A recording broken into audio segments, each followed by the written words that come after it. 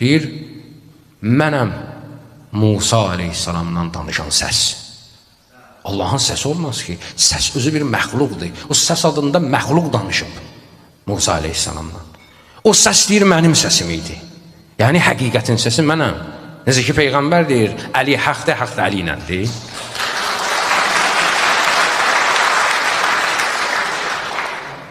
İmam Cəfər Sadıq səhabəsinə deyir ki, İsa aleyhissalam ona görə ruhullah oldu ki, atam Əlinin qarşısında təzim eləmişdi.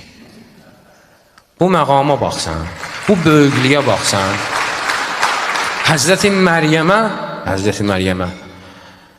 Əli əleyhissalam görsənmişdi.